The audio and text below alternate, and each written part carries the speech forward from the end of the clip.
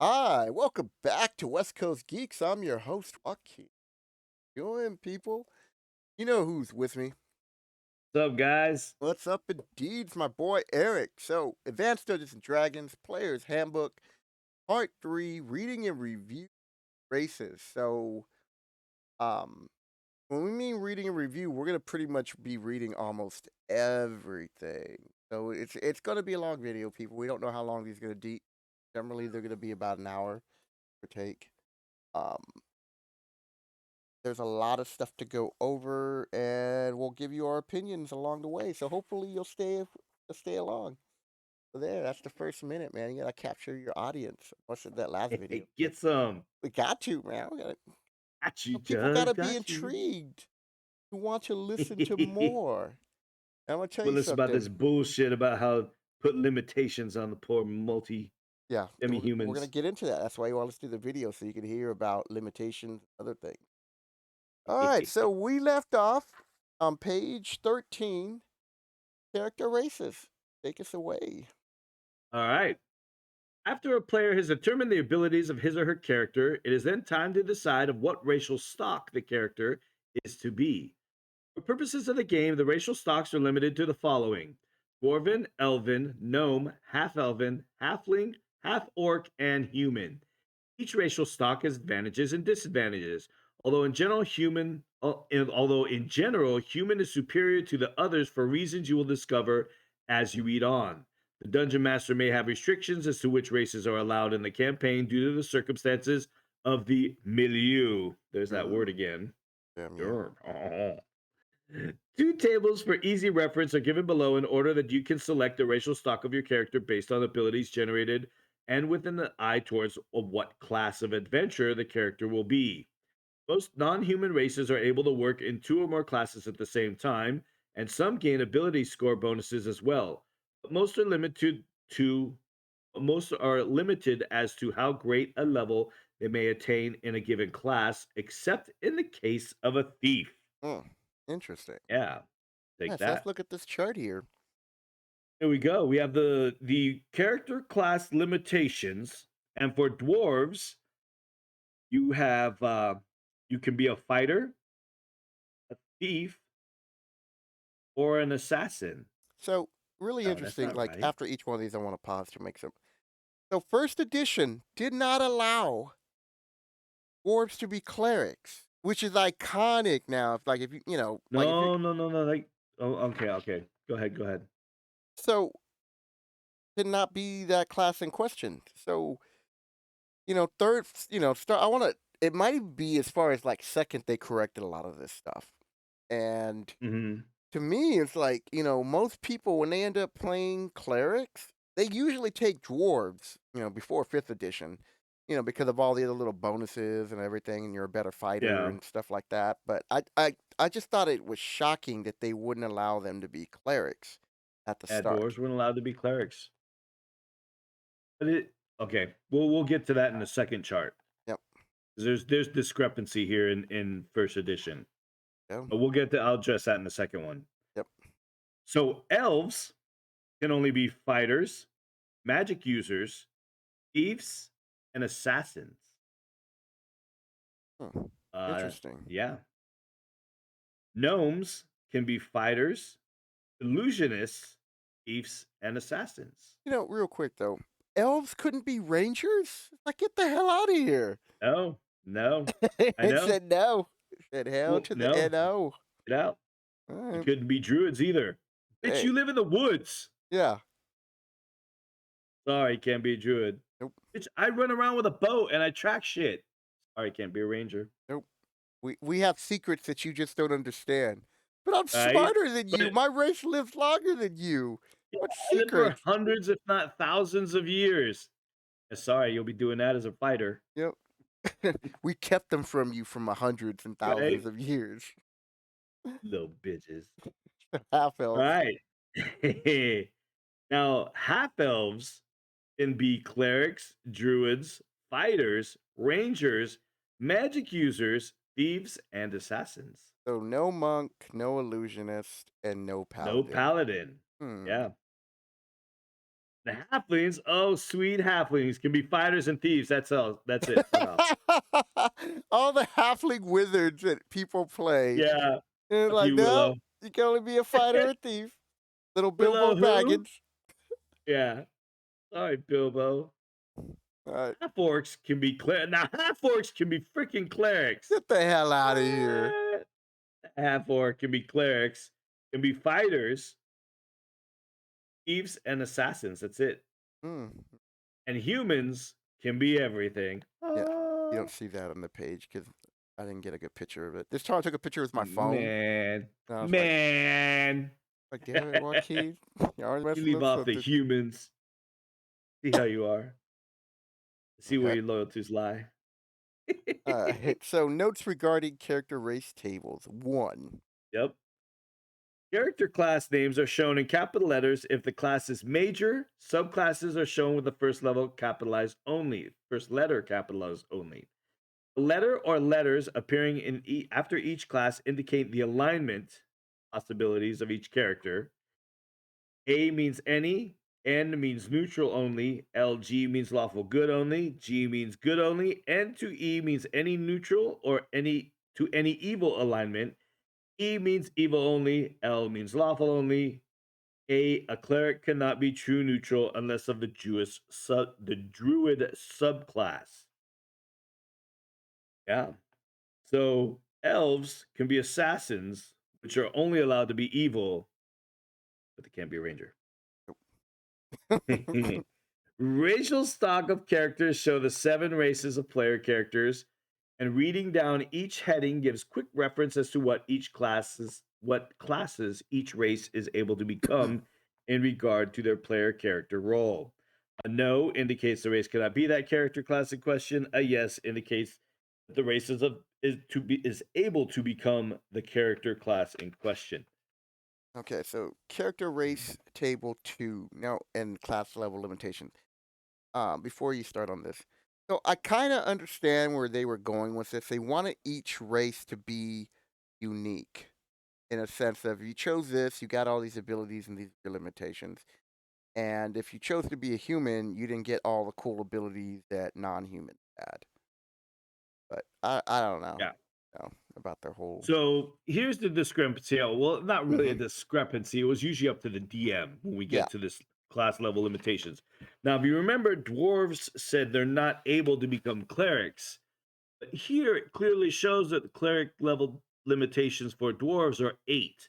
yeah, Well, that parentheses means they're only allowed as NPCs.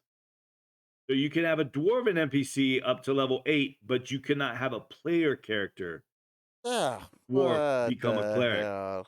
Yeah, see, that's what I was saying. The discrepancy because you have dwarven clerics, you just can't run them. Most DMs that I knew allowed player characters to run dwarven clerics in first edition. Yeah, same Elves with could be here. clerics. I think I've even might have even allowed in my own campaign as a kid that I looked at that and I was like, this is stupid, and I would just let my Yeah, player well, I mean, characters they do that. allowed it for dwarves, elves, and gnomes Yeah. to become clerics, and halflings to become druids. The That's other really the only ones that they allowed to have NPCs and not and necessarily still no. PCs. Yeah, and the other thing is that I didn't have the limitations. I threw those out the window. Did you really? Yeah, when I was a kid. Like, this is Really? stupid. Like, you can't hold me down. Yeah, I was like, Ain't nothing gonna hold. because the characters, my players would be like, "So that's it? The most I could be is an 8th level cleric?" And I go, "Well, first of all, you're lucky I let you be that." But yeah, Ah. I was like, I don't care, whatever, dude. Let's just play And the then you could be game." like a ninth level I was fighter like, if I'll you were kill you fighter by the cleric. time you make 10th level anyway, so what difference does it make? Ow. All right, so we're going to go into the racial stock of character for class level limitations. Now, dwarves, according to the first edition rulebook, could be 8th level clerics only as NPCs, ninth level fighter, ninth level assassin, unlimited as thief. But look at the Now, indication on that on 1. the indicator, the fighters for dwarves, fighters with less than 17 strength are limited to 7th level. Those with 17 strength are limited to 8th level. So fighters had to be for if you were a dwarf, your fighter had to be 18 strength to get to the max ninth level. Now, as we move on to elves, they're allowed NPC clerics up to level 7, fighters only up to level 7, and that's with an 18 strength. Yeah. With less than 17, you're limited to 5th, and those with 17 strength are limited to 6th. And you have magic users, they're limited to 11th level. And again, those are with less than 17 are limited to ninth. Those with 17 are limited to 10th. So again, as the thief, you will see a common thread of being unlimited in level, no matter what race you are. For elves, it's unlimited. For assassins, you can be 10th level. Oh, Yep. Moving on to gnomes, they are 7th level clerics as NPCs. Again, that are I'm sorry, fighters is 6th level max with less than 18 strength restricted to 5th level. So even if you had a 17, you're still 5th level. They yep. didn't really differentiate. You can't be, only allow you as a 4th level fighter. That's kind of messed up. 7th level illusionist. Now, meanwhile, these are the only races outside of humans that could be illusionists, but you're still limited to a maximum of 7th level for the gnome. Yeah. And that's if you have the 18 intelligence. Again, under 17 is 5th level. Those with 17 are limited to 6th. They're unlimited as thieves and 8th level as assassins. Half elves are limited to 5th level clerics, both PC and NPC. 8th level fighters, again with less than 17, limited to 6, 17 strength, limited to 7. Same thing with rangers. Rangers, half elf and rangers are limited to 8th with the same restrictions, same strength restrictions. Yeah. Magic user, limited to 8th level with the same thing, 17 or below 17 are limited to 6, 17 limited to 7. Unlimited thief, 11th level assassin. Halflings, halfling NPCs can be 6th level druids. Halfling fighters. Now, this is where it gets a little tricky because you have specific sub races of halflings, and this is where you run into each sub race being specific in their limitations for fighters. Yeah. Halfling fighters of hare feet subrace, as well as those other types of subraces with a strength under 17, are limited to 4th. Tall fellows of 17 and stouts of 18th strength can work up to 5th level. Tall fellows that somehow obtain 18 strength can work up to 6th level. Yeah, Because look at remember, that, man. They're all condescending, like to the DM. That somehow, meaning don't do it. well, because you can't have a halfling with 18 strength. Yeah. So that's why they say somehow because you get -1 to your strength. Yeah. They have to attain the 18 strength through gameplay, Yeah. Through magic wishes items. and stuff Because like that. Yeah. yeah, girdle of giant strength, or was it gauntlets of ogre power? Yeah. Those are great. I love that So item. yeah, so you have different little halflings that have different abilities you could be sheriffs. And then you have unlimited thief. So you have fighter and thief as a halfling. Yeah. That's messed up, dude. It is. And filthy half orcs could only get 4th level Filthy as half cleric. orc. Filthy half orcs, filthy little gibbons. 10th level as fighters with no restriction. 8th level as thieves with the restriction of less than 17 limited to 6, 17 limited to 7, unlimited as assassins. So half arcs are the only ones that are unlimited, but then are not unlimited in regards to being a thief. They can only get up to 8th level, but Yeah. they are unlimited as So assassins. I figure because they're a half orc, people are always keeping an eye on them anyways and being distrustful. Yeah, So it'd make it a little bit harder for them to But that's still but stupid. I it, mean, it's like I easier to said, I kill never people. followed any of that. Yeah. And then humans, of course, are unlimited in all class Yeah. level So limitations. that was the benefit of being a human. Like you didn't get all the extra abilities that we're going to read about when we talk about the races, but you were able to be anything and have unlimited level. Yeah. Now we're gonna get to the okay. The number in parentheses indicates that this class exists only as a non-player character for the race in question. Of course, that's what we were talking about with Yeah, clerics and the druid, the halfling. Numbers, non parentheses, indicate the maximum level attainable by a character of the race in question. You appearing in the race column indicates that the character of the race in question has no limitation as to how high the character can go with regard to level in the appropriate class. Penalties and bonuses for race. I've already explained those. That's what we were reading along with the little number, with the oven magic users of less than 17 limited to yeah, ninth. So that's what those are. Now, here you also have certain racial stocks excel in certain ability areas and have certain shortcomings in others. These penalties and bonuses are applied to the initial ability score generated by a player for his or her character as soon as a racial stock of the character is selected. And the modified ability scores then are considered as if they were the actual ability scores generated for all game purposes. These penalties and bonuses are shown below. So dwarves, plus one con, minus one charisma. Elves, plus one dex, minus one constitution. Half orcs, plus one strength, plus one con, minus two charisma. Halflings are minus one strength, plus one dex. Notice that gnomes, half elves, do not get any bonuses or penalties. There are certain other disadvantages and advantages of two characters of various races. These are described in the paragraphs pertaining to each race which follow. yeah. So this is where after you rolled and you saw the limitations of what kind of character you want to be, this is when you would be like, well, if I play an elf or a half elf, or if I play an elf or I play a half orc, Mhm.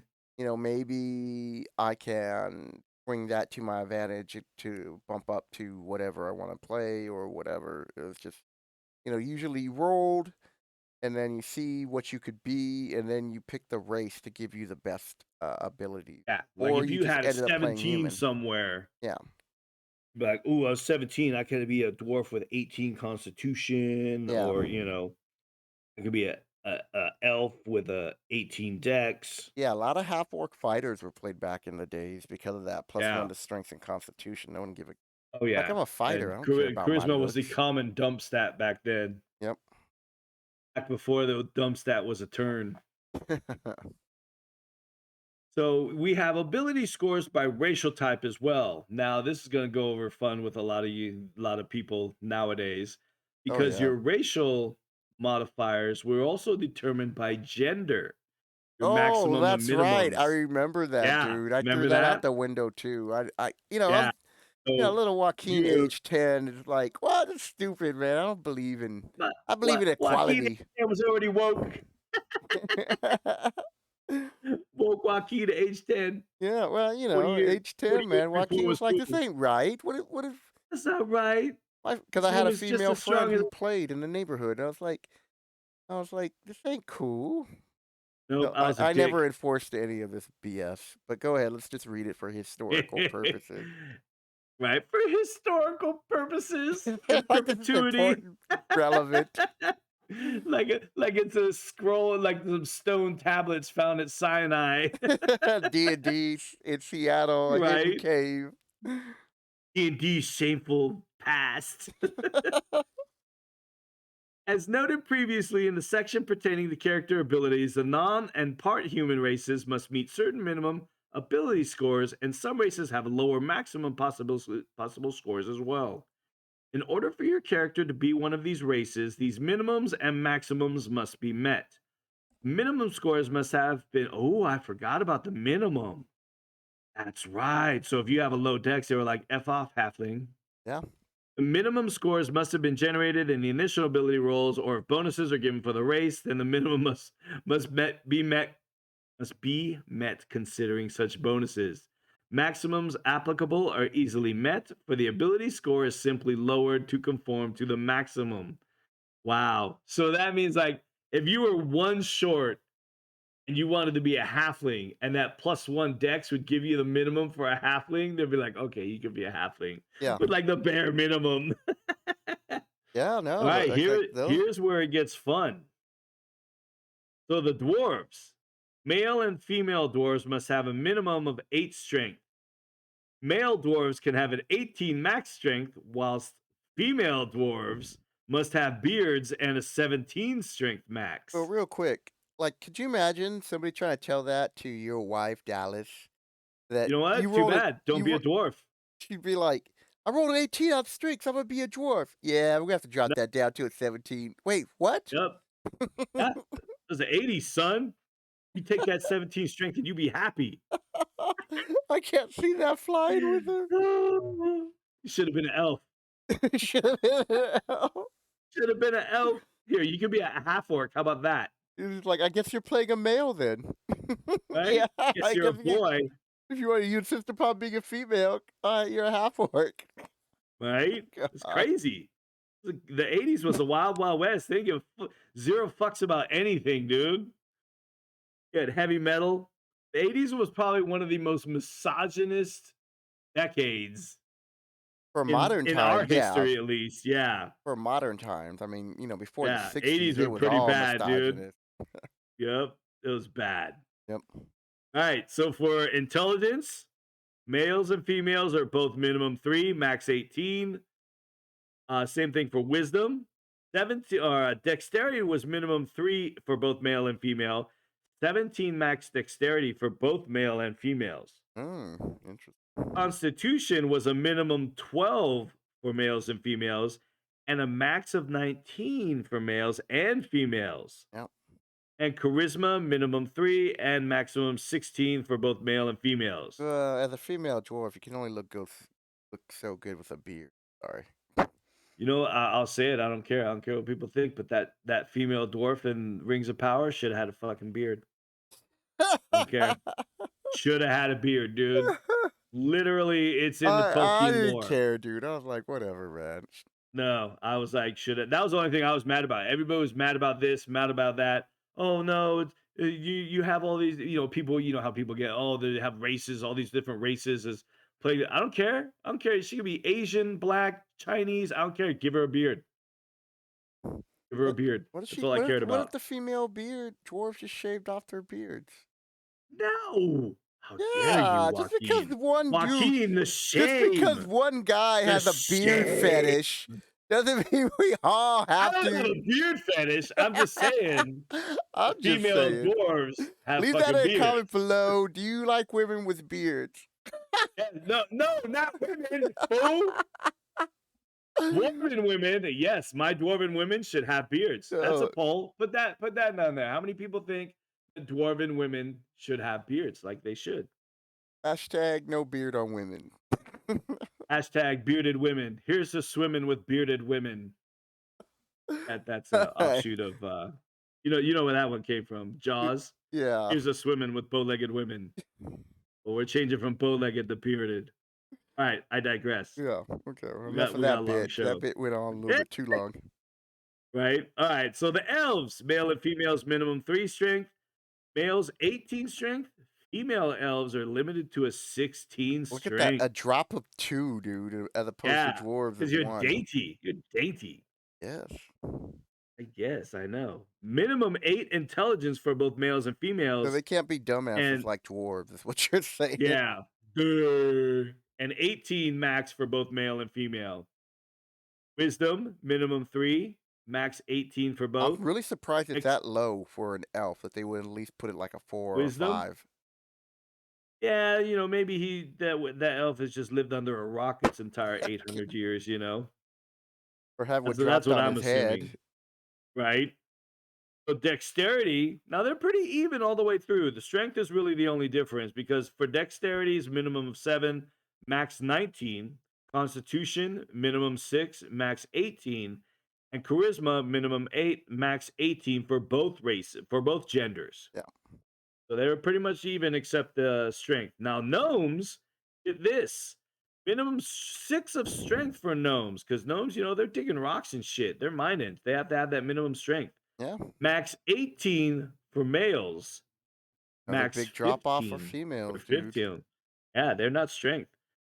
Meanwhile, they don't give women any bonuses in wisdom because, us men are idiots. Yeah. Why we live shorter lives. Minimum 7 for intelligence, max 18 for intelligence for both genders. Minimum 3 for wisdom, max 18, minimum 3 Dexterity, max 18 for both females and males. Minimum 8 constitution, max 18. Oh, look at that. Minimum 8. That's pretty good. Yeah. And then minimum 3 charisma, max 18 charisma for both male and females. Now, the half elves, they are, again, minimum 3, max 18 for males, max 17 for women. Minimum 4 intelligence, max 18. Wisdom is minimum 3, max 18. Dexterity is minimum 6, max 18. Constitution is minimum 6, max 18. And charisma is minimum 3, max 18, all even with male and female. So strength is really the only decider again, as most of them are. Yeah. Look at this, halflings, minimum strength 6 for both the male and females. Maximum is 17 for a male, 14 for a female. Big drop off again. Well, yeah, but you're the size of a child. You're the size of a female child, and you're still 14. You're yoked. Oh, hell yeah. You're Arnold Tallfellow. 14 strength for a female halfling. And for those of you who When watched last video, the maximum strength for a female gnome was 15 people. So, you have a chance to play her. oh Hey, yeah. so you get that. Get that? Damn 15s. Oh, for intelligence, the halfling, minimum 6, max 18. Wisdom is minimum 3, max 17. Dexterity, minimum 8, max 18. Constitution, minimum 10. Mm, Wow. that That's pretty high. for Halflings are like, yeah, yeah, dang because you got the dwarves. So you're those saying at that 12. the gnomes don't shouldn't rank up there as far as like a 10 with No, the halflings? Ooh, dude, the halflings can eat, fool. I guess, man. They like to grub down. They're out there tilling the earth like little Samwise Gamgee. Yeah. Max 19 constitution. That's pretty interesting. Halflings go max 19 for constitution. Wow. I forgot And then charisma is minimum 3, max 18. I just switched over so everybody can now see what we're reading from. Oh, Like, yeah. thanks. Like, what? Now that you're Where's that done. table? Right? Now that I have half orcs left. Half orcs have minimums for strength, it's minimum 6, max 18 for both male and females. Female half orcs are not being left behind in this one. Nope. Intelligence minimum 3, max 17. Wisdom minimum 3, max 14. Not that wise. All right, yeah. Dexterity is minimum 3, max 17. Constitution minimum 13, max Whoa. 19. Yeah. You gotta be a high constitution to play in half Mm-hmm. orc. Dang. Right.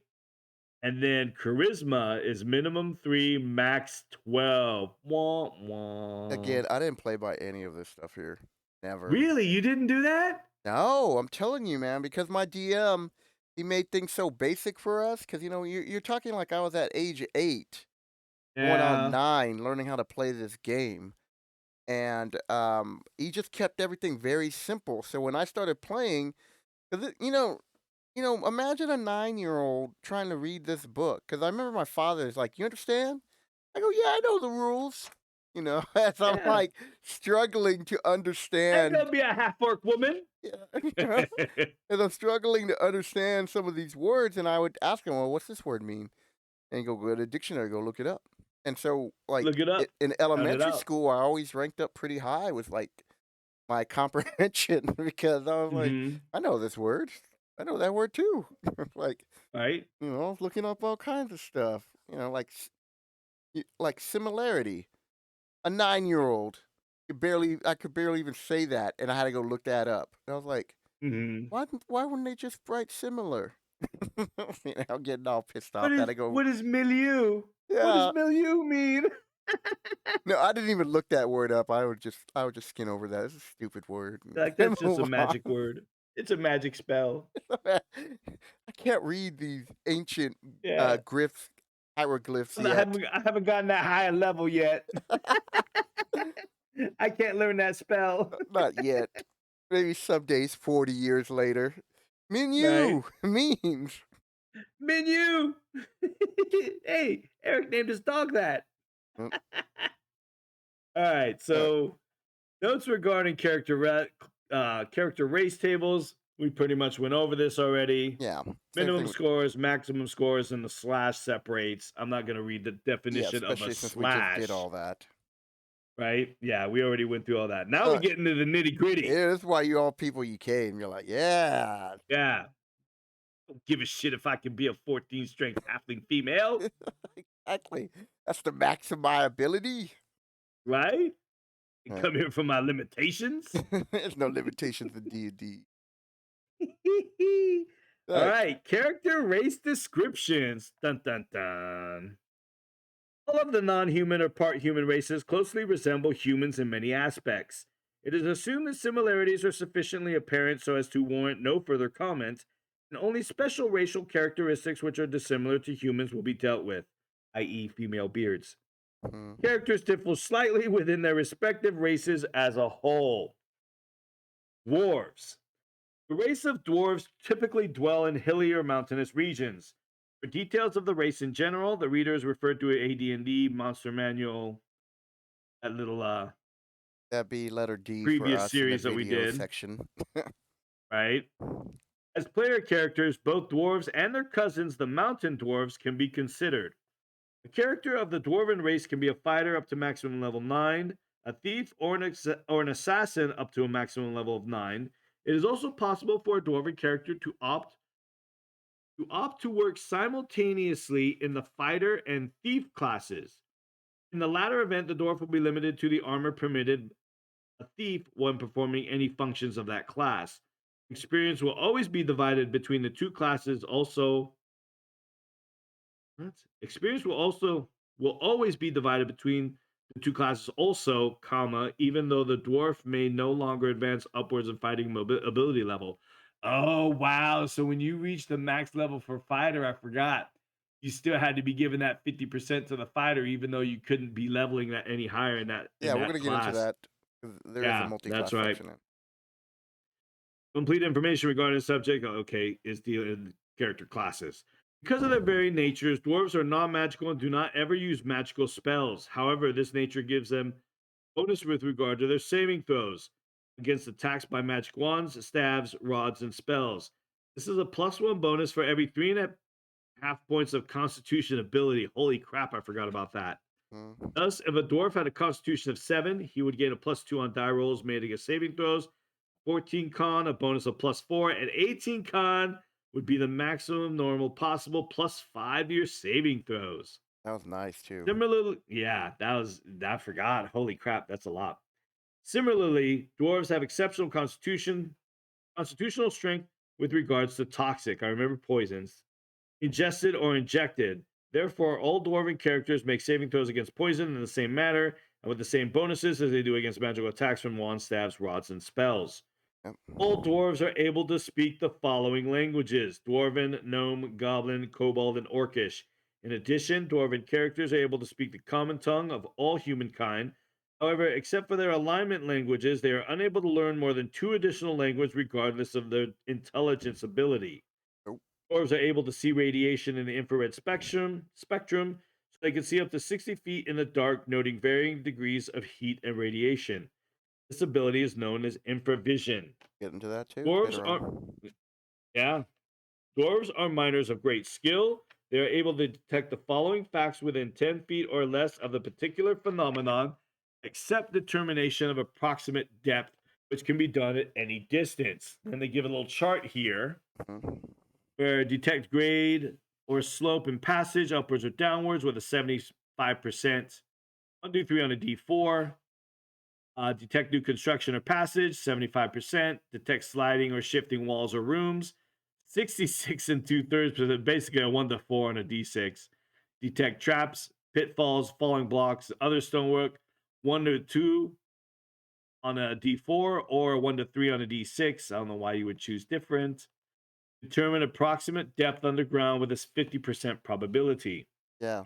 So real quick before you go on, you always wanted to have a dwarf or like a Mm-hmm. gnome in the party to detect any Yep. like dungeon pitfall traps or secret doors because basically the detect sliding or shifting walls or rooms is a secret door. Yeah. Yep. You want dwarves and gnomes for that stuff. Note that the dwarven character must be actively seeking to determine the phenomenon in question in order to be able to determine the answer. Information does not simply spring to mind unbidden. Oh. So you can't just be walking along and be like, oh, wait, that's a secret door. La la la. Yeah, I'll be there's no looking for passive perceptive here in this game. it. Give me a perception roll. Yep. In melee combat, dwarves add +1 to their die rolls to hit opponents who are half orcs, goblins, hobgoblins, or orcs. Being attacked by ogres, trolls, ogre magi, giants, and/or titans, dwarves subtract 4 from their opponents to hit rolls because of the dwarves' small size and combat ability against these much bigger creatures. I always love that rule. Yeah, that was a It nice it roll. made me sad when they took it away. As has already been noted, dwarven characters get a bonus of 1 added to their initial constitution ability and a penalty of 1 to their charisma score due to racial characteristics. It is very important to note that the actual charisma score prior to the racial adjustment, however, for dwarven characters do not suffer charisma penalties, nor are they limited to a 16 charisma maximum with regard to their own race. So those bonuses are just for dealing with non dwarves. Yeah. For example, let us suppose a player who has rolled a charisma score of 18 decides to have a dwarven character, thus reducing charisma score by 1 due to racial characteristics. However, the highest possible score for a dwarf is 16, so it gets lowered a further 1. So the character's charisma score is recorded as 16, parentheses 18, the parenthetical number being the actual score rolled. With regard to non dwarven henchmen, the character is limited to a maximum of 8. But with regard to dwarves, the character has a score of 18, so up to 15 henchmen, almost double, Yeah. would serve the character if additional servitors over and above 8 were themselves dwarves. I'd rather have 18 dwarves fighting for me anyway, Pretty much. as opposed to just 8 little other dudes wandering around. All right.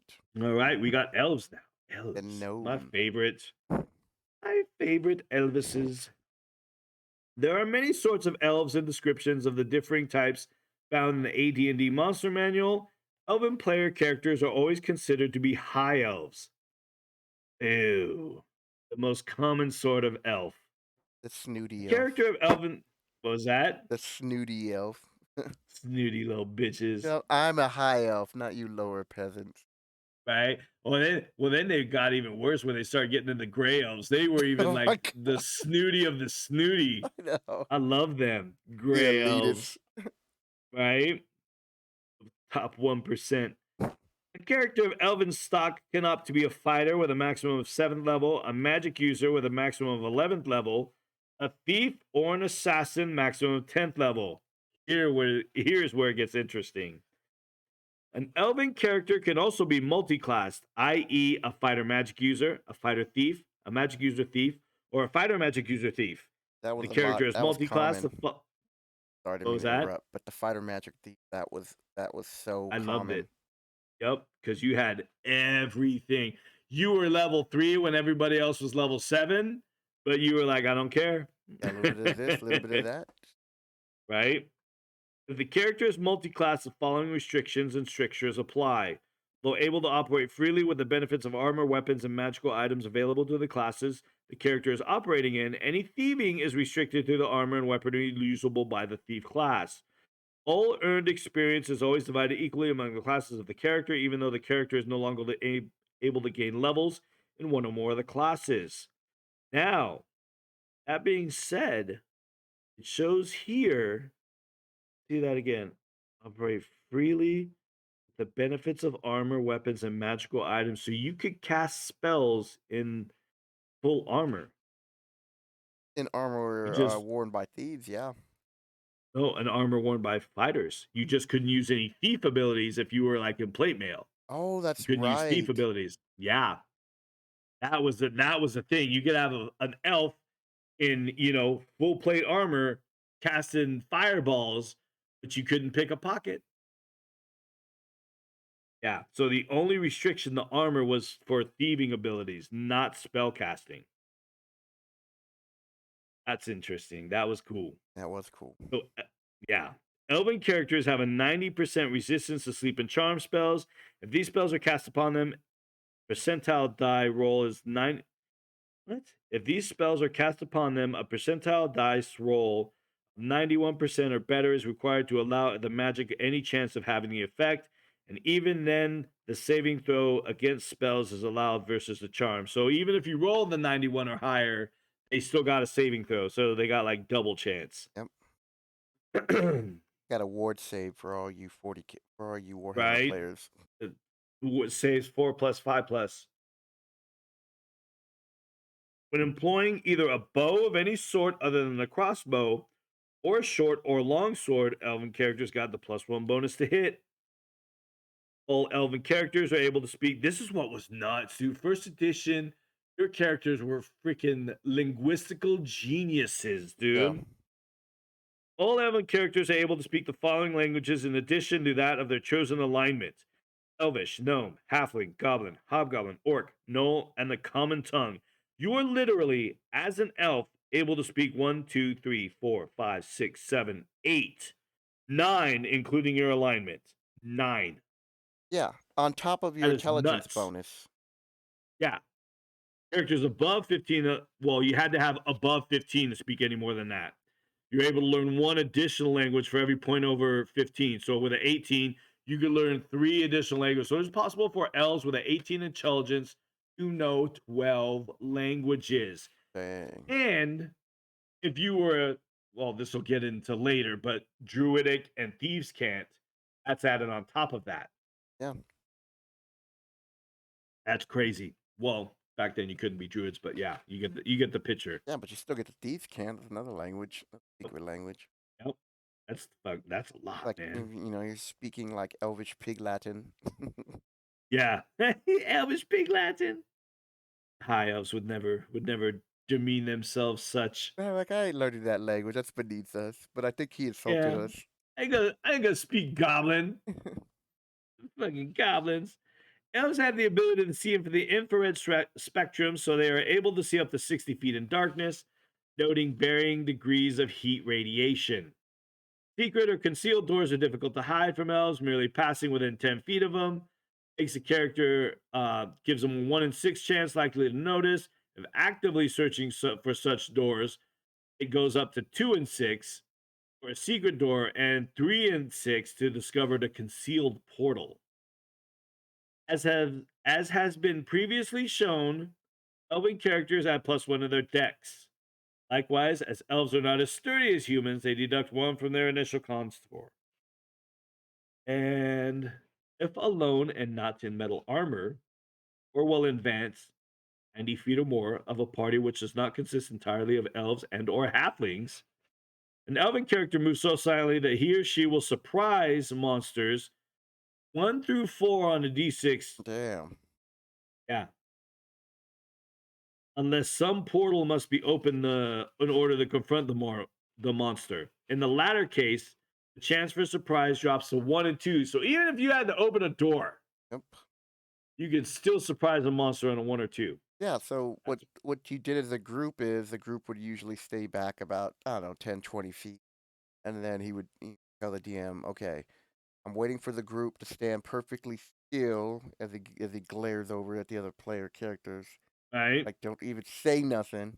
And I sneak up to the door, and then they open up the door. If they roll that 1 or 2, you guys gain surprise. Yep. Haha, suckers. Hmm? All right. A gnome. Oh, gnomes. Yep. One of my favorite. I love the small folk, man. A gnome's preferred habitation is an area of rolling rocky hills. Wait a minute. So they completely skipped where elves like to dwell. They gave the where they like to hang out for the dwarves, where the type of areas they inhabit. They did it for gnomes here, but they did not do it for the elves. Interesting. Probably because not that many people are familiar with gnomes, or at least were back then. Probably even still And now. what about? But they did it for dwarves. Yeah, but everybody, I don't know. If they don't like elves, I just don't know what to tell you. Like, F you elves, we're not But, giving you any like if more. You they're speak just 12 like they're languages. an elf, everybody know elves are in woods. Move on. Except for Drow. A gnome's preferred habitation is an area of rolling rocky hills, well wooded and uninhabited by humans. Details of the race are found in AD&D Monster Manual. which is our video monster manual, letter G. So that you want to go back Letter and watch that. G, EFG, or whatever it was. I can't remember That if was we did G. G by itself. Was it by itself? Yeah. Yeah, because Okay. we did giants by itself, and then everything else was in letter Oh, G. that's right. Then we had goblins and all those stuff. That's Oof. another video you should watch. Giants and letter G. Right. Giants. Oh yeah. Character of the gnome race can select to be a fighter with a maximum of 6 level, an illusionist, maximum of 7, a thief, or an assassin, maximum of 8. It is also possible for a gnome character to be two classes at the same time: fighter illusionist, fighter thief, or an illusionist thief. For example, I love the illusionist thief, man. Oh, that was such a classic.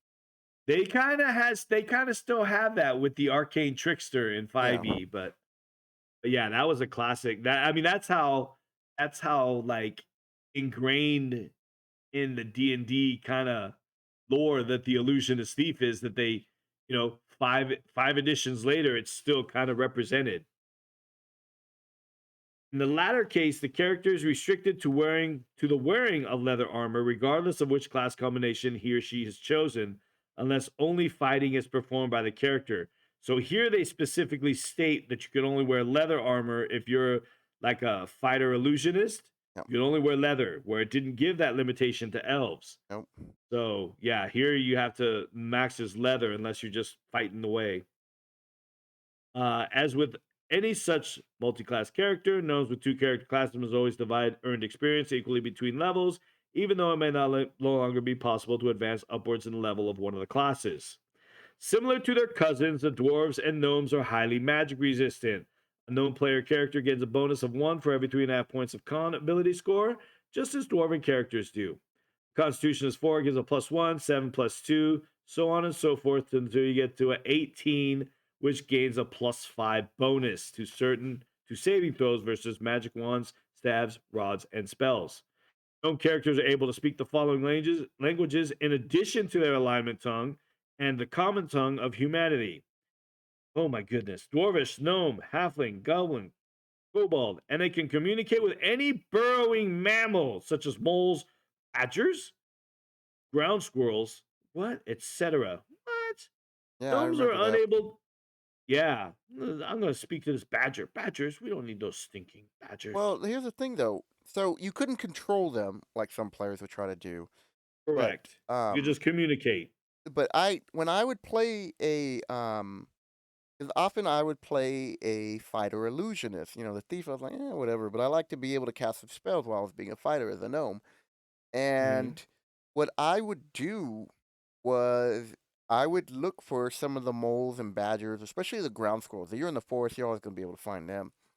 And I would Right? ask them questions like, hey, have you seen any? And then I would be descriptive of orcs or whatever. And if they Yeah. say yes, I would give them little treats. So Uh huh. then, um, As you should. yeah, as you should. So then, um, I would ask them Where's the to. Kyrin so I can mount them? Can you point me out what the Kyron is? I Where's the would Kyrin? ask I'm level them 10 now. I would ask them to scout for me. And my DM at the time, it was like 10-year-old Joaquin. He was just like looking at me like, okay, I'll allow it. You're skating a thin line You're there, skating a very son. thin line. Like, just go out there and tell me what you see. And then one time, the squirrel went and it got eaten by a giant spider. And then the other squirrel came back Oh and got all pissed shit. off at me. and Left a the, family of yeah, badgers with no little he, mom. yeah, like he was like telling me, he's like, my brother got eaten because of you, trying to. And I was just like, oh, I'm sorry. I go, I will Your avenge. DM was messed up. Yeah, and he was like, "I will avenge your brother." And we went and fought the spiders. Oh, We were just having fun, Louise. but and I'll avenge your badger brother. yeah, no, it was a squirrel. Oh, it was a squirrel? Yeah, we were able to do the squirrels, and then after that, none of the none of the squirrels would talk to me. They're like, They I like, no, they're like, I you're the guess gnome squirrel killer. yeah, he's like, I guess you abused you talking to them, so they don't want nothing to do with you no more because you got one of their Wow, family look at killed. you, squirrel pariah. I guess, man. Hashtag squirrel pariah. All I know is that I remember like 10-year-old Joaquin just be like, "Oh, I'm sorry, I didn't mean that to And you happen." were sad. Yeah, I was like, I didn't tell him to go fight the spider. He's like, "Yeah, they wandered too far, and I guess they must have got caught Oh, into a web or something Joaquin, happened." But no, I was squirrel just looking. I pariah. would just look at him. I go, "But you didn't even roll." He's like, "Well, You some didn't things even just roll. happen." I don't just like. I Maybe looked you at him were like, wrong. "Man, you're just jealous." I didn't say that to him, but I was You're just thinking sad for like, like a week afterward. People are like, "What's wrong, Joaquin?" I go, I killed the squirrel. People are like, "What?" You're like, only in D&D. "I'm gonna go tell your mama." I know. Come Uh, home, your mom's like, "Look, she got the belt. You killing squirrels?" What's wrong with you? Oh, you're So going to that's see the our little counselor. D&D squirrel story. Like, that, Hashtag see, squirrel killer. this is where I get some of my sadistic ideas from, right? Because it's the way the DM did. He was like, "Well, you can use his ability." Oh, here we go. Blaming somebody else Not taking for your responsibility. evils, right? And, I was just Oh like, my goodness. he got tired of me abusing squirrel knowledge, and he put an end to it. This is becoming a common theme with you. You're abusing squirrels. You're abusing efreets. This is not right, Joaquin. I wouldn't say I was abusing squirrels. That sounds bad, but You are abusing squirrels. not You need to abusing see somebody squirrels. about that. Hashtag Joaquin does not abuse squirrels. Hashtag hashtag you lie. So, you know, but Oh, but it was cool. What I was trying to state was it was cool to be a gnome because you could talk to the animals briefly. You had to be very like, simple things like as yeah, anything. something their animal intelligence could comprehend. Yeah, like is there anything here? Have you seen creatures move about? That type of thing. That giant green pig man running around. Yeah, those type Have of. you seen any spiders? Oh, obviously not because they killed your brother. Wow. Wow. On that note, On that note, here we go. yeah, we're gnomes have infravision. Apparently, spiders don't show up on that. The ability to see into the infrared spectrum, so a gnome character is able to see up to 60 feet in the dark, noting varying heat radiation. Being miners of exceptional merit, gnomes are able to detect the following facts within 10 feet of the area being examined, or at any time with respect to determination of their approximate depth underground. Detect grades or slopes 1 through 8 on a D10. Wow. Detect Yep. unsafe walls, ceilings, or floors 1 through 7 on a D10. Determine approximate depth underground 1 to 6 on a D10. And determine direction of travel underground 50% probability. Now, here's where, okay, so you can determine direction of your travel underground with a 50% probability on the underground. Why couldn't you do that above ground? Yeah, I don't know. I guess the rocks. You Yeah. know, the The rocks point north? like What's going on? so when it came to like rules, like we're already giving like a movie certain, suspension of disbelief. That's why I always tell players are like, "Well, this don't make Yeah, sense. Why yeah. this is that?" I go, "It's a game. These are the rules. Game, You suck it play up. Monopoly, right? Yeah, All it's an right. elf There are casting rules in spells. Get Monopoly. over it, Okay, right? it's just the way it is. All right. So Question everything. Believe no yeah, one. like sometimes it just gets like a little bit too much. Like, just enjoy the game. Okay. You sound like somebody that's tired of your characters questioning you, Oh my God, as a DM, dude, I swear to God, that's all you right? get off the top. Everybody, well, in the book it says this. You know what? That's a guideline, like the pirate code, Who more of a it was guideline. set down by What was that pirate's name? Bartholomew or something I like that? forget Bartholomew. Yeah, It's I something. forgot. It's more Leave of a that. guideline anyway, Yeah, leave that like, until you break it, and then they come down and drop the hammer on you. right? All right, moving on Fucking from the guidelines. shenanigans. That's damn pirate code. It is important to note that the gnome must be actively seeking to determine the matter in question. The phenomenon does not otherwise become apparent to the character, or he or she must concentrate on the subject to get some form of answer. In melee combat, gnome characters add one of their die rolls to hit opponents who are kobolds or goblins. When being attacked by gnolls, bugbears, ogres, trolls, ogre magi, giants, and/or titans, gnomes get a -4 bonus from their attack because of their small size. Interesting, Well, because I they thought it was had. interesting that they added gnolls and bugbears, which aren't that much bigger than That's what them. I was just looking. I think it's Because they're, I guess, because they're smaller than dwarves. well, I think the other thing is too is that they also factor in like with the dwarves that they had so much combat experience against you Correct. that Yeah, I thought when they said gnolls and bugbears, I'm like, oh, they added those. Because notice they only get the +1 against kobolds and goblins, whereas dwarves get them against half orcs, goblins, and hobgoblins and orcs. yeah. So I guess they kind of balance out. Yeah, they're like they You run get, into these more than the dwarves do, I yeah. guess. All right. The half elves. Half elves do not form a race unto themselves, but rather they can be found amongst both elvenkind and men. For details of the typical half elf, see AD&D Monster Manual under the heading Elf. But real Character quick, of the half. before you What was say that, that? I take Uh, difference because as being someone who's of Mexican descent, all right, yep. and we're half Spanish and we're half You're mestizo. Central Yep. Americans. Say my people does not exist. All right, so we did our little public announcement service for the evening. You public announcement. I can always tell people I'm the whitest Mexican you'll ever see. You are. Unless they Yeah, go. dude, I'm telling you. Unless they. Every time I speak Spanish, people are like, "How do you know Spanish?" I'm like, "It's not a secret language." They're like, "Well, how do you know it?" I'm like, "Because I'm the whitest Mexican you'll ever see." But if you go to Guadalajara, there are certain parts of Dude, Mexico. I was just gonna say You just Guadalajara and blend right Jalisco. in, dude. Yep, You're not the yep. whitest Mexican I anymore. have cousins out there, blonde hair and blue eyes, Yep. Yeah. out in Jalisco. So half elves are a race. I'll have some Mexicans.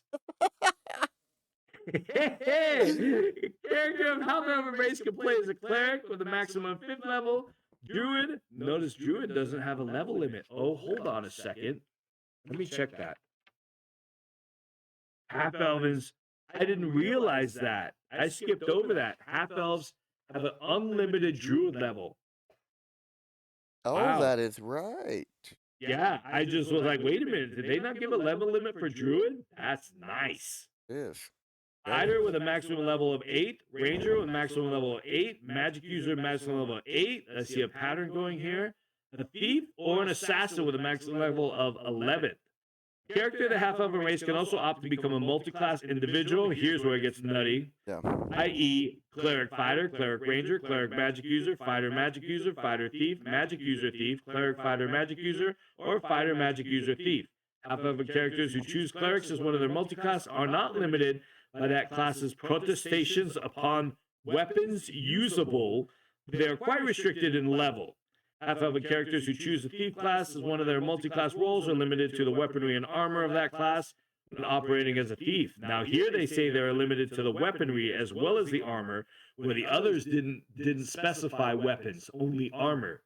These are the kind of the little like things you have to notice in first edition AD&D. There was a lot of like Cherry stuff that was picking.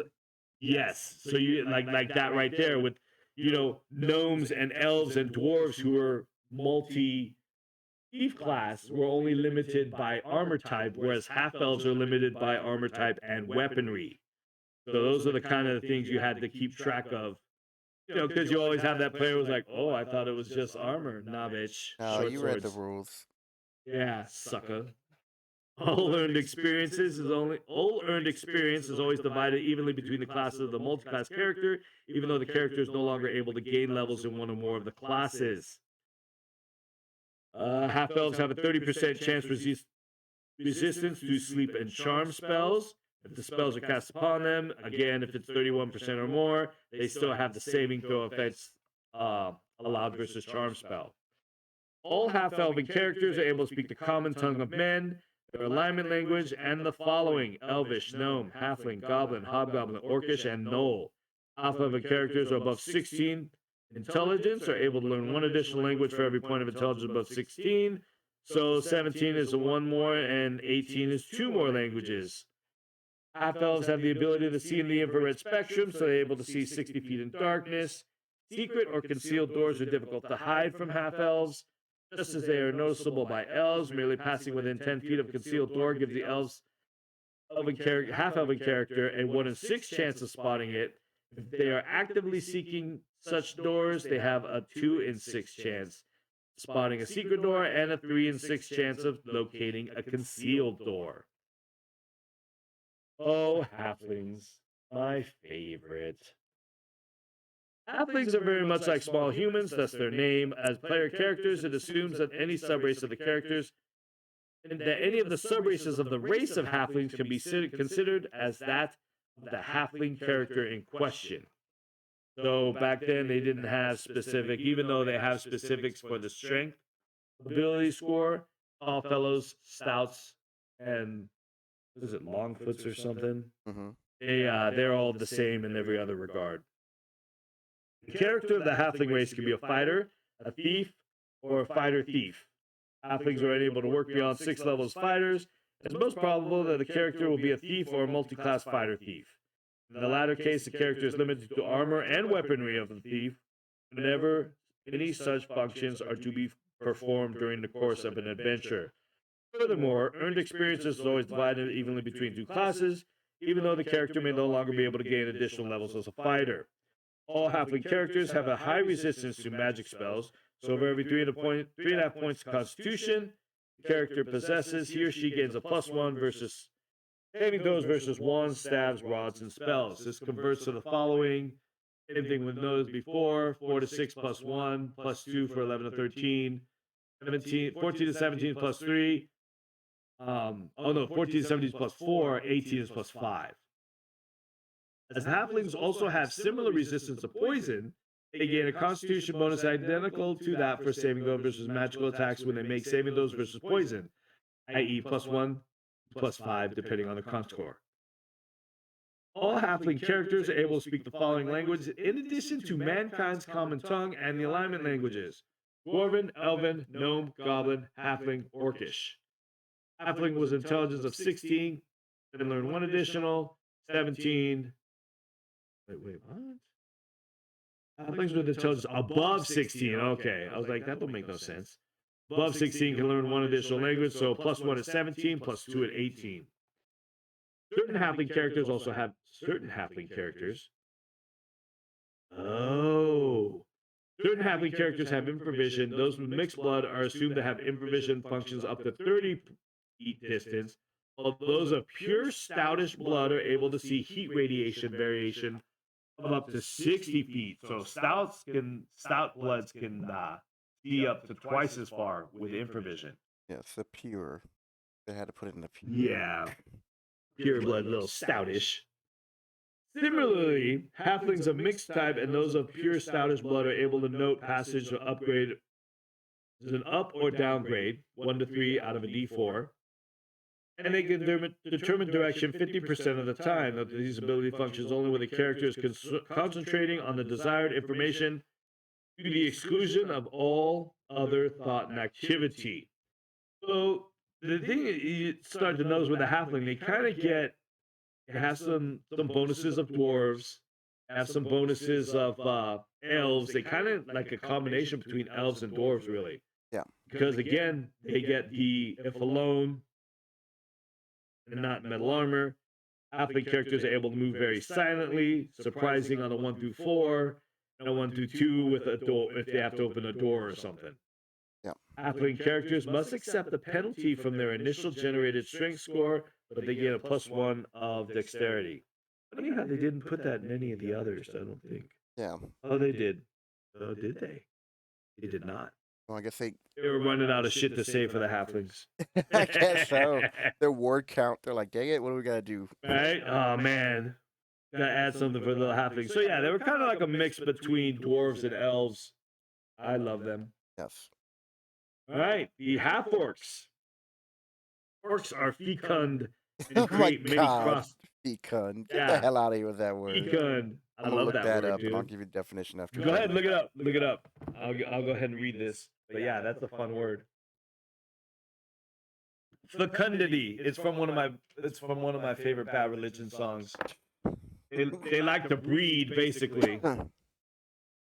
Keep going. Orcs are fecund and create many crossbreeds, most of the offspring of such being typically orcish. However, some one-tenth of orc-human mongrels are sufficiently non-orcish to pass for human. Mm. Complete details of orcs and crossbreeds will be found under the heading Orc in the AD&D Monster Manual. And it said it's assumed that the player characters for which the half-orcs are within the superior 10%, they have certain advantages. Oh, the superior. Yeah, the superior. The Aryan half-orc. Jesus. Yes. A half-orc The character is so the white hand of Sauron here. right. I guess those are the superior Mordecai. 10% Urukai.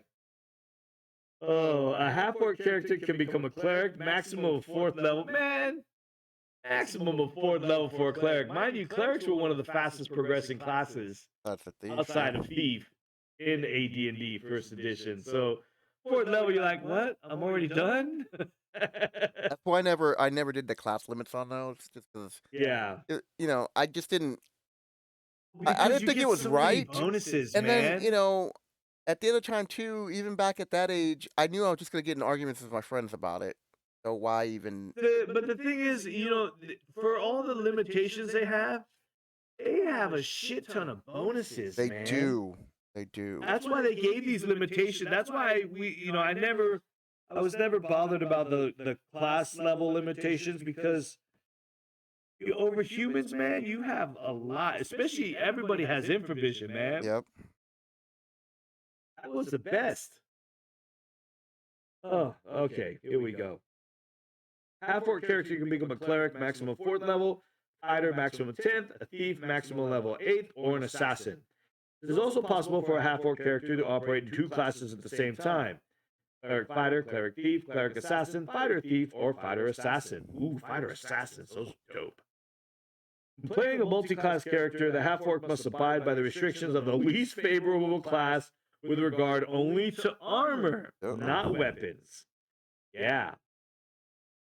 So you're pretty much wearing leather armor. Yeah. If you're All earned playing a experience thief. is always divided equally between the player's two classes, even though the character might no longer be able to progress upwards in level of one of the two classes. Like after fourth level cleric, you're screwed. You're just dumping half your XP into the void. Yep.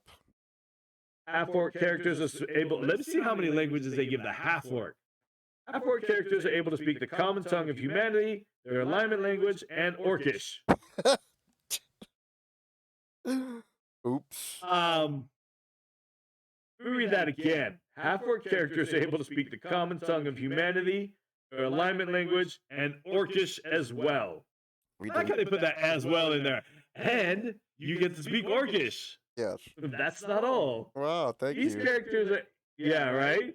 These characters are able to learn a maximum of 2 additional You languages. dumbass. So, yeah, these orcs ain't talking to nobody anyway. I mean, come on, let's be real. They ain't talking to nobody. I let my sword do my talking. Right? Half-orcs have infravision, so they can detect varying degrees of heat radiation up to 60 feet distance in the dark. As shown before, half-orc characters have a bonus of +1 to their strength and con scores. They must subtract to a encouragement penalty of 2. Note that this penalty is in regards to those non-player character henchmen. Oh, henchmen! Who are not themselves of the orc race. So the initial unaltered charisma ability score should be recorded. Humans! Wait. So, fecund or fecund, whatever you want to pronounce it. Gunned. Um, producing or capable of producing an abundance of offspring. They're saying like these guys Yep. just. They breed like rabbits. Yeah, or new growth, fertile, Yep. a lush and fecund garden. A lush and fecund orc. Yeah, I guess, man. I'm just like, whatever, Yeah, dude. You guys are. They're like rabbits. They like to hump. All right, so humans. That note, we'll go to humans.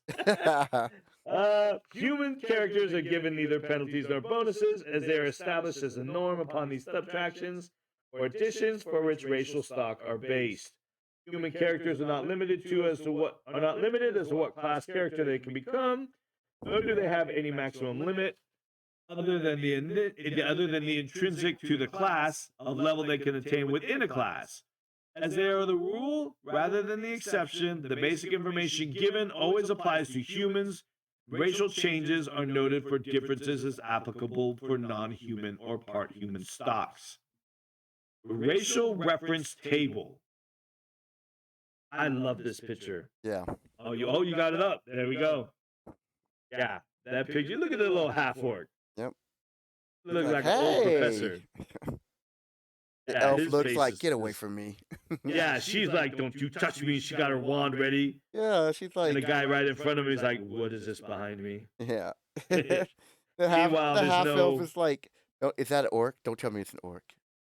I smell something. I smell something very bad. The elf's like, don't worry, I got it. Yeah, she's like, I got my fancy wand. Yeah, and the human's just like, Notice, oh God, can't we just ever just pose for a group photo without shit right? going down?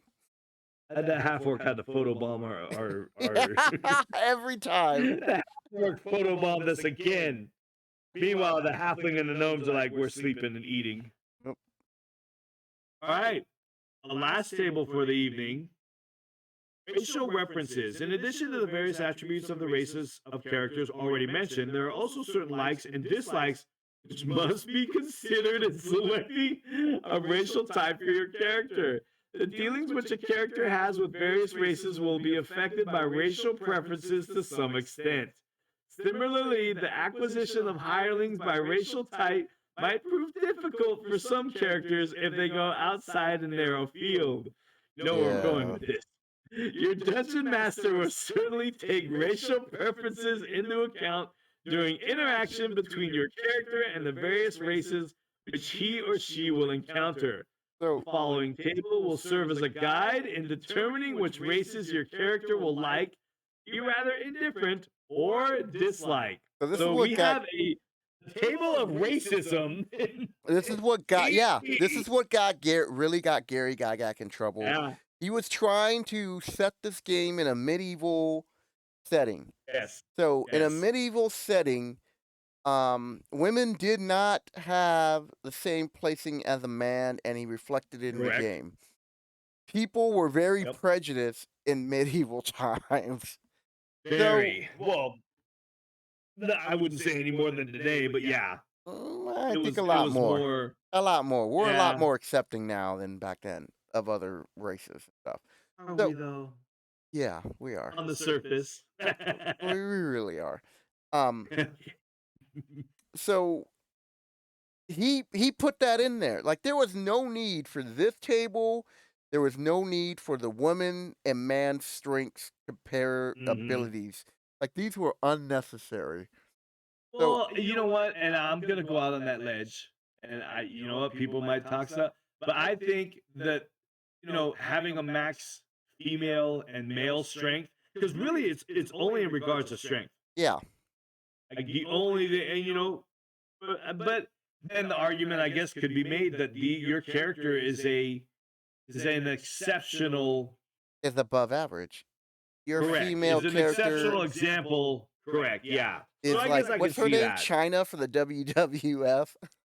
I still don't think she was at 18 strength. She wasn't Arnold Schwarzenegger strength. No, she wasn't. You're right.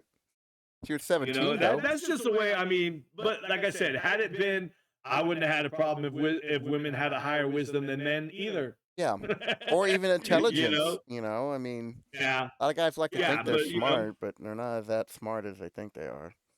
yeah, I wouldn't have had a problem either way. But yeah, the strength thing was kind of, I know people are supposed to think differently now or whatever, but Yeah. you know, people can argue that strength thing till they're blue in the face, but I still haven't. No, I hear you. But yeah, this racism one is we're gonna go through it.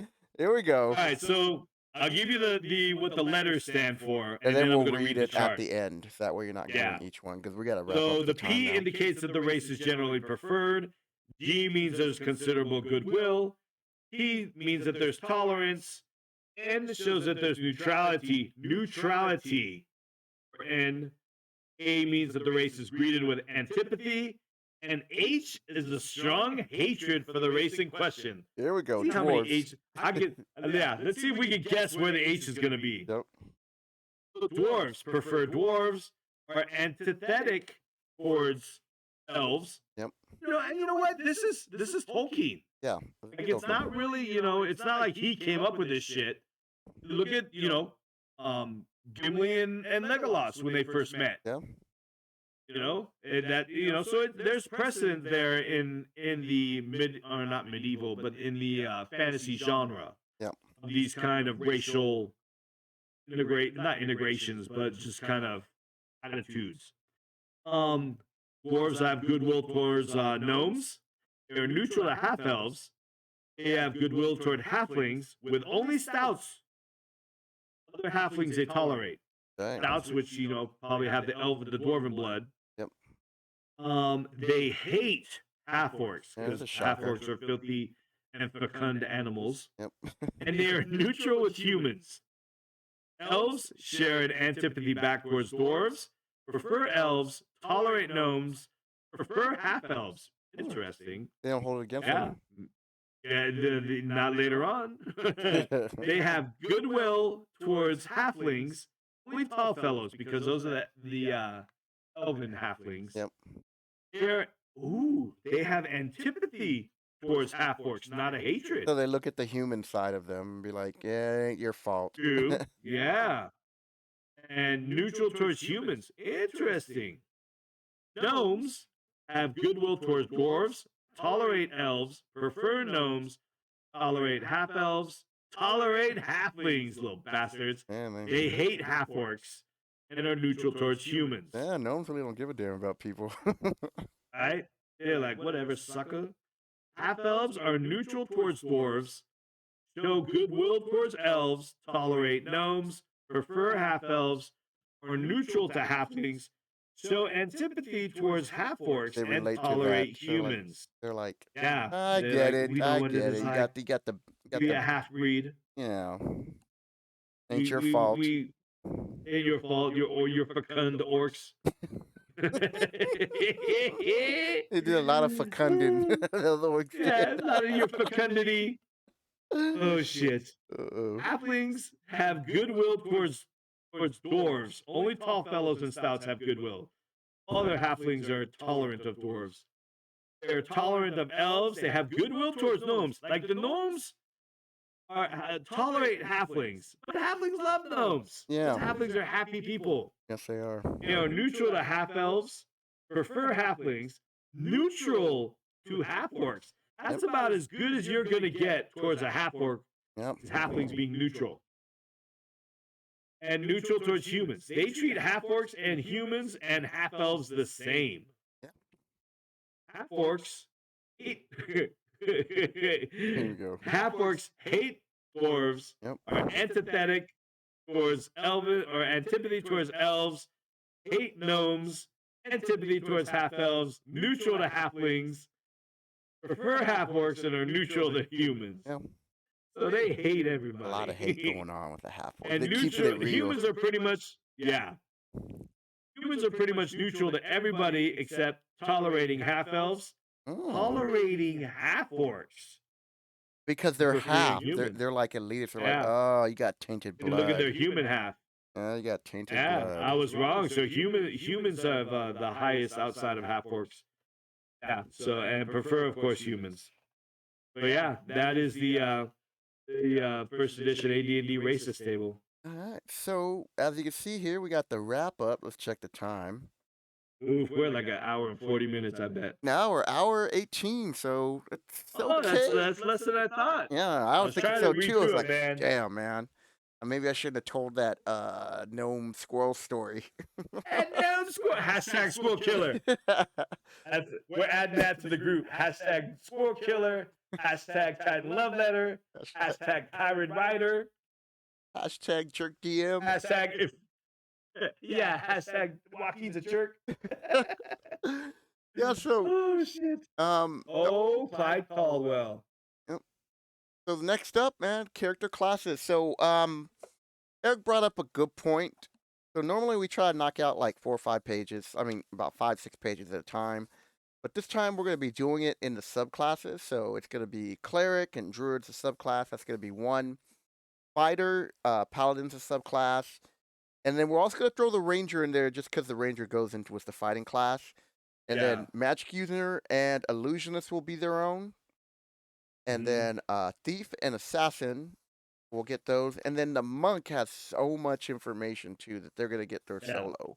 I think we can't be making all these videos so long too. We really kind of, I Yeah. mean, with the character abilities and the races, we kind of had to go long because there's so many. Yeah. I think the it's good to divide it between class and subclass and kind of number one give people a break from these hour and a half videos Yeah. and then just kind of move it along. Speaking of Yeah, which, with the if you monks. go ahead. Oh, go ahead. No, no, yeah, I was looking at the monk section. We could do the monks. Yeah, the monk has a ton. And then of course we have the information on multi-class, dual class, and all that kind of stuff. So we'll throw that at the end of monk before we get to alignment. Yep, and we're still working out the details for our Lord Sloth Oh, mini. Soth. Yeah. Soth. S-O. Not sloth. He's not a three-toed furry animal from the Lord rainforest. Sloth. I always There's want. some sloth, some giant sloth climbing up a tree with glowing red eyes. Dude, that'd be scary, man. Be a Yeah, scary don't D&D burn creature. down my rainforest, will you? He's like, "Oh, just a sloth. He won't catch us." And then a dragon Yeah, comes by right. and he drops on his neck. And I was like, You turn around the run. He's standing right there, "Run!" he's looking at you. Lord Soth, that's Lord coming. Sloth. Be ready for a nice melodious deep dive into that character. Yeah, so I'm not feeling well. I keep like having to like close off my mic because I'm coughing. And we're actually so Eric's gonna be just pretty much talking through all that, and I'm gonna be drawing. So I'm gonna be sketching different things of Lord Soth, and that's where we're going. Real quick, if you have made it this far, please hit the like button. You know, it helps the algorithm so people can discover the channel, become a subscriber if you're enjoying the series, which you should be. I mean, I know it's Eric and I If creation. you We're gonna got say this it's far with good, us, but come on, man. And we're not just reading a the little book. We are biased. entertaining. Can't say that. Whether it's good or bad, it's up to you. Share the hashtags. Good hashtag. Good or bad, it's up to you. All right. With that, people, we will see you next week. Next week.